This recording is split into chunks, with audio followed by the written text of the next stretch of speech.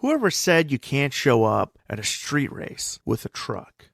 You really don't know how fast a truck can really get. And we all know that Lamborghini built a truck before, one of the fastest accelerating trucks out there. But that's not what we're here to talk about today. Oh God, no. We're here because one of the top truck manufacturers in the entire world decided to shake up the world, just like they did with the Buick GNX in the 1980s. General Motors decided to put the world on its feet when they released both the Syclone and Typhoon onto the world stage. Yes, the GMC Syclone and Typhoon. A performance truck that could beat a Ferrari in a drag race and still be able to carry an entire keg, hell, a multitude of kegs to the party. For all those people out there who think having this amazing Ferrari is the God's gift to automobiles, has never sat behind the wheel of a 1991 GMC Syclone and hit the gas. One of the most powerful mid-sized trucks of all time. We're here to talk about one of the greatest products ever to come out of GM's stable, the Syclone Typhoon twins, and how they changed the aftermarket world.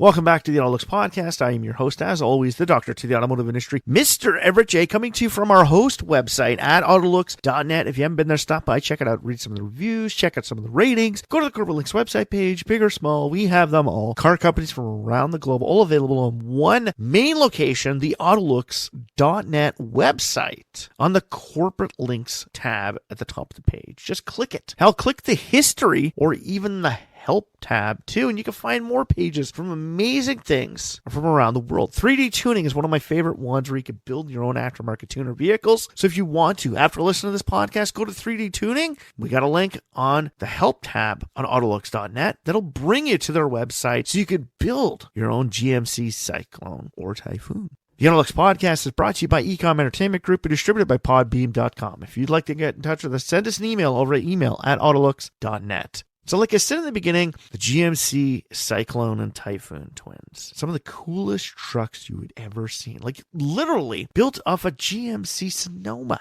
This was literally what showcased two-box design in its best format. It essentially was what every child drew as a pickup truck. When you see the original Sonomas as standard base model pickup trucks, that's what you think. The most boring, bland things the world has ever seen. Like how the Dakota had a couple sharper edges, and even the Ranger had more curves on it than Sonoma did. Well, after impressing tons of people with their turbocharged GNX from the 1980s, a group of individuals coming over from Project Black Midnight decided to work on something even better. GMC wanted to set the world on fire and prove that you didn't need to buy an Italian sports car to go fast, especially in truck-hungry America. Americans know that they could build some of those powerful vehicles in the world, and they know they could build performance. Hell, California is essentially where aftermarket industry started. It was born and bred on the mean streets of Detroit and Los Angeles. Big, burly V8s from the muscle car days. Those days were behind us. You gotta remember, we just went through a gas crisis in the 70s, an economic fallout in the 1980s, and now with the introduction of computer systems, things were changing. And with that, GMC needed to change. And it needed to prove to the world that their pickup trucks are more than just this horrible,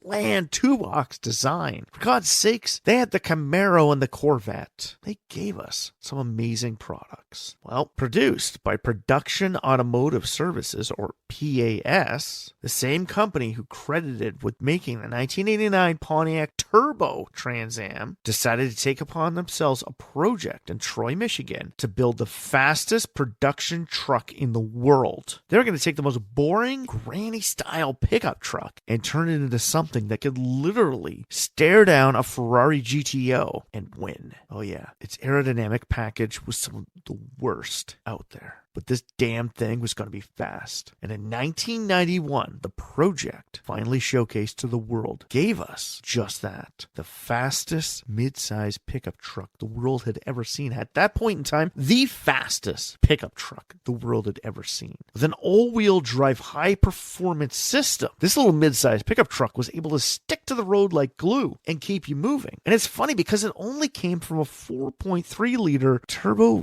V6 engine that pumped out 280 horsepower. In today's day and age, the Corvette is now pushing over 1,000 horsepower. And this little truck, 280 from a V6. It did 0 to 60 in 5.3 seconds and a quarter mile in 13.4 seconds at 98 miles per hour. Oh yeah. It was going good. And just how good was it? Well, it was governed or limited to top out at 124 miles per hour. Take that limiter off, and people can have gone even faster. But 124 miles per hour in a pickup truck was unheard of, even in 1991. You have to remember, at that point in time, there was literally only a handful of vehicles that had surpassed the 200 mile per hour barrier in production on the road. And GM was doing 124 miles an hour with a pickup truck. Now, eventually that top speed would be beaten out by nearly 190 miles per hour set by the Dodge Ram SRT-10. But you gotta remember, that was a V10 from a Viper jammed underneath the hood of a pickup truck. No wonder it was going fast. Even the quad cab one still did about 180 miles an hour. But this little bad boy, 124 miles an hour in 5.3 seconds, 0 to 60 for a mid-sized pickup truck in 1991. The average pickup truck at that point in time is getting about 0 to 60 times in 10 seconds. It was clocking out just over 100 miles an hour, if you can even get there. Most vehicles literally went to about 180 kilometers an hour, and that was about it. This thing was cracking even higher. Now, there were problems with it when you really think about it. It had an automatic transmission, but all-wheel drive. Pickup trucks at this point in time were only subjected to rear-wheel drive layout, and still being body-on-frame products, they were heavy. And we all know from the muscle car days, big, heavy, body-on-frame vehicles are great in straight-line action, but these things can't handle worse shit on the freaking track. GM was going to prove to you that they could do this. Why? By utilizing a Mitsubishi TD06 17C turbocharger, this V6 would blow the doors off anything. Essentially utilizing technology from Japan merged together with American-built pickup truck. The Syclone was about to take the world by storm. It ran from 1991 only. GM had no major plans to keep the Syclone in high production volumes. There's essentially 2,998 Syclones ever made, with 3 of those being made in 1992. That's it. 1992. Technically, there's 3 from 1992 model year, but in all reality, all Syclones are branded as a 1991 pickup truck because GM only wanted to come out to the world and showcase what they could do. They put tons of money and tons of effort into this. They just needed to recoup what they spent on this project and prove to the world that this pickup truck could go as faster than anything else. They upgraded the head gaskets, intake manifolds, exhaust manifolds, and throttle body from a 5.7 liter small block V8 into this tiny 4.3 liter V6 turbo. They strapped on a Borg-Warner 4472 all-wheel drive transfer case with split torque and 35% of power from the front and 65% power to the rear. Even though it was using an all-wheel drive system, they still would put more power to the ground on the rear wheels than they would on the front. But for stability, they needed to have the power on the front as well. It was one of the first mid-sized pickup trucks to ever gain 4-wheel anti-lock brakes. Because you got to think about it. You got to stop this beast. This thing may be as fast as a Ferrari, but it weighs more than a Ferrari. Utilizing gauges borrowed from a Pontiac Sunbird Turbo, of all places, the Syclone looked mean. It looked like it was ready for life at the track, but in all reality, it was made for life on the streets. They were going to be offering a multitude of more colors, but because they decided to can the truck for 1992 and move on to another project, its sibling, the Typhoon, essentially all the Syclones are black, except for 150 Syclones that were exported to Saudi Arabia. Now, essentially, 113 of them only made it to Saudi Arabia, and these were the Saudi Syclones. Their differences was a metric dash cluster, leaded fuel chip, and a resonator in place of the catalytic converter, because over there, they didn't have to worry about all that crap that we had to do over here. At the end of the entire project, remember, you got to think about it, 150 of them were supposed to be exported. Now, you have to think about it. Saudi Arabia market wasn't as as big as they originally thought it was. Got to remember, 113 of them were shipped over there, but 31 of them were never sold. Now, in all, there was 150 Cyclones made of the Saudi Arabia package called the Saudi Cyclones. 31 of them out of the 150 came back to North America, and they were sold at a discounted rate. Now remember, there's 113 of them that went to Saudi Arabia to be sold. But these ones, these 31 Saudi ones, came back to the United States, were sold at a reduced price back in 1991 for $12,500.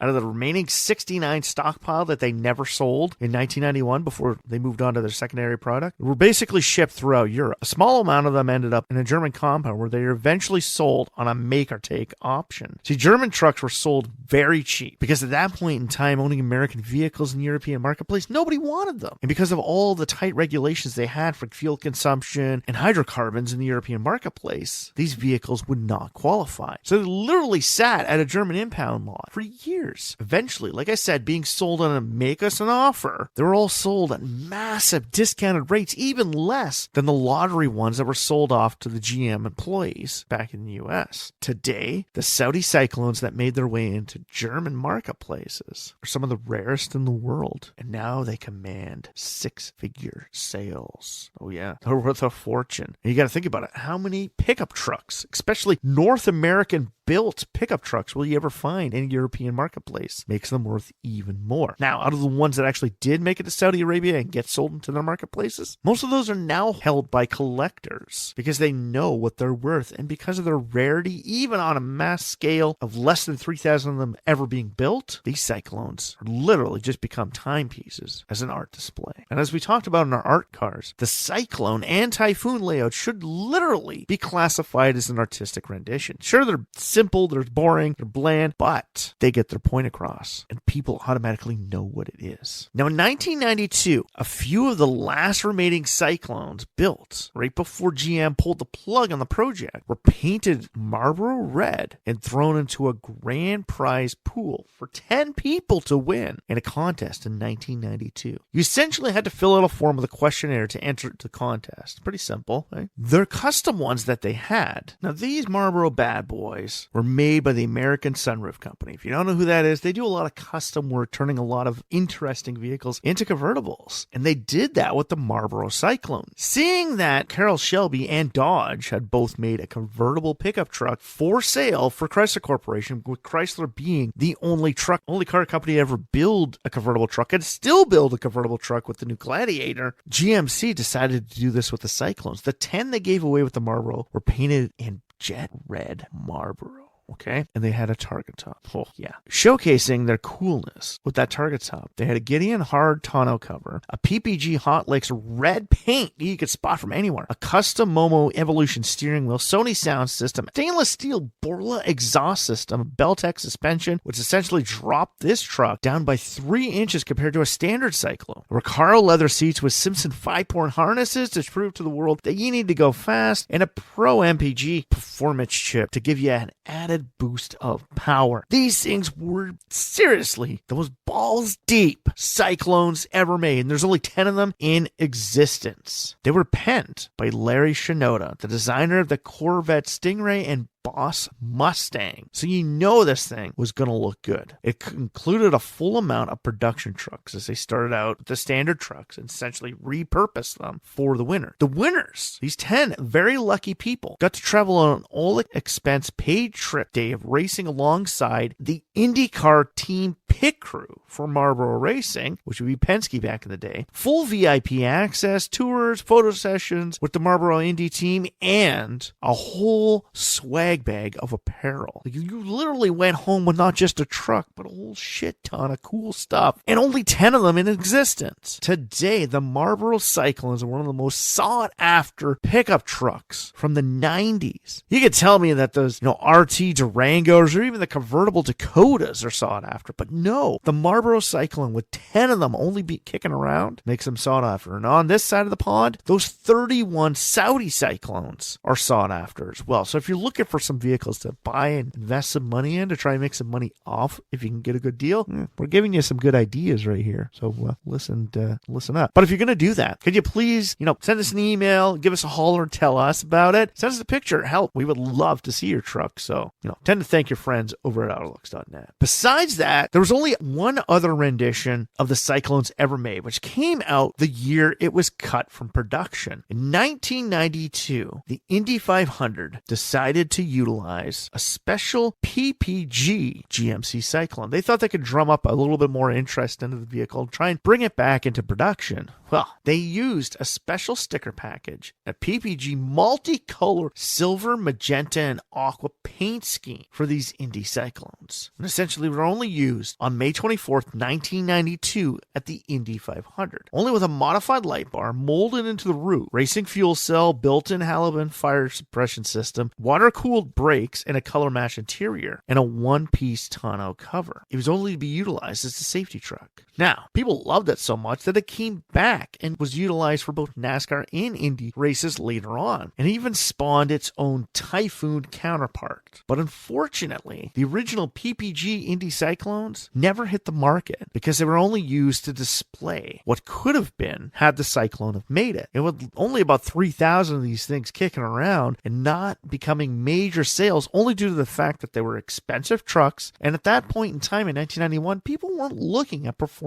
pickup truck. Lowrider culture was out there, but lowriders went slow, not fast. People wanted the Mustang or Camaro, not the Cyclone. In today's day and age, people look back and wonder why we didn't buy these in droves, knowing that this project was going to be canceled and we were going to lose one of the most amazing pickup trucks in history and could have had Indy Cyclones out there. The only one in existence was retired to the GM Heritage Collection after its use. But as most things go, GM likes to sell off a lot of their heritage stuff to personal collections. Instead of building a massive museum and making tons of money off of people who want to come and see some of the greatest General Motors vehicles of all time, they sell it off to private investors. A private collector bought it in 2009 for $66,000. In 2009, gotta remember, in 2009, people still weren't thinking about the Cyclones as a cool pickup truck. We're just now starting to think about it because nostalgia has finally crept up until the early 90s, and we're starting to see stuff from the 90s as being cool, and that truck was 90s and was cool. So in today's day and age, that's a valuable commodity. Now, GM decided to pull the plug on the Cyclone only for one main reason. They didn't sell a ton of Cyclones because most people with pickup trucks weren't thinking of performance pickup trucks. And like I said, the only other aftermarket industry that people were looking at was lowrider culture, and trust me, Chevy was not lowrider culture approved. People wanted Mazdas, Nissans, Toyotas. Hell, they even wanted Ford Rangers, more so the GMC Sonomas. Okay, so the Cyclone didn't really have a market. There wasn't a big mid-sized truck market that demanded a performance truck like this. But GM, knowing that they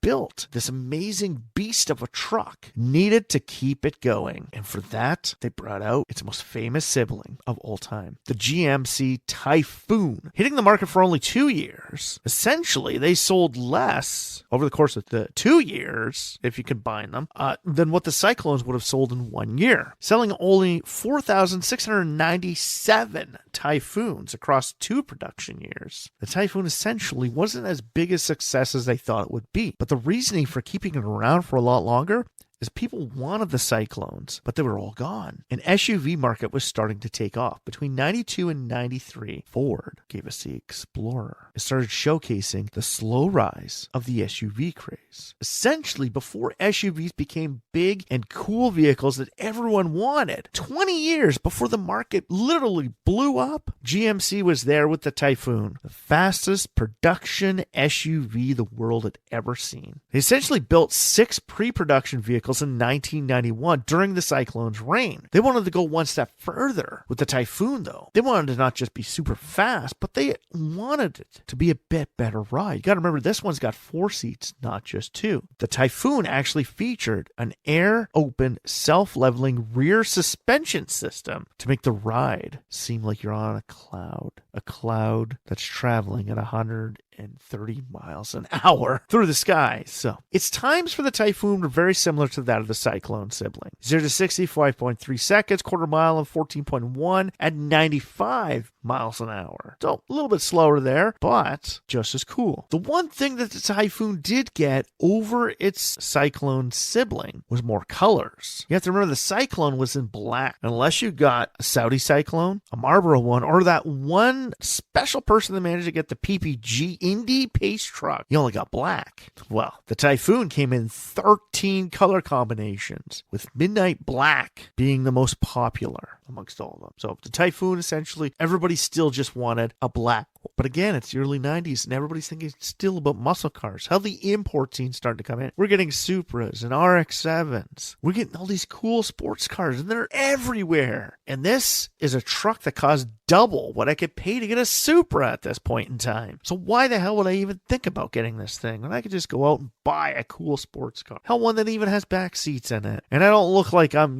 grandpa just going out of the store. You gotta remember, trucks were not a cool commodity in the beginning of the 90s. GMC started this, and then Ford got into it, and then Dodge got into it real later on. The performance truck ring really didn't heat up until the first Fast and Furious movie, when everybody saw that Ford Lightning that Paul Walker was driving. It was like, oh my God, that's a performance truck. That's a Mustang truck. Well, I gotta have one of those. And then performance trucks came out. It was 10 years too early for both the Syclone and the Typhoon. Today we think we really need these things to come out. And, well, there are aftermarket companies that will do this for you, but not, to the exact scale that you should actually have one at. Today, we don't have any major performance trucks. Oh, you can fight me on that and say you got the ZR2 Bison and the AT4X and blah, blah, blah, blah, blah. Okay, yeah, there are performance-oriented products for GMC trucks today, but they're all made for the off-road circuit, not for street race. But you have to remember, we're not allowed to street race anymore, so trucks like this are from the past. In the end, the Syclone with its 2,998 sold and the Typhoon with 4,697 sold really doesn't put a dent in the major aftermarket industry, but made a stand to showcase to the world that GMC could build the fastest pickup truck in the world. You could jam a turbo underneath the hood with a V6 and make this thing outperform V8 and V10 supercars. Unfortunately, GM would never live up to its code and never bring something so amazing like the Syclone out ever again. Okay, at least for the street market. In 1992, to go along with the Typhoon, GMC decided to kind of keep the Syclone on the market, giving us the GMC Sonoma GT, priced at a lower price point and with the same exterior package as the Syclone. It gave people the look of having a Syclone, but not having a turbocharged pickup truck that could literally eat a Ferrari for breakfast. The Sonoma GT of 1992 literally was a non-turbo version of the 4.3-liter V6. It did have a sport performance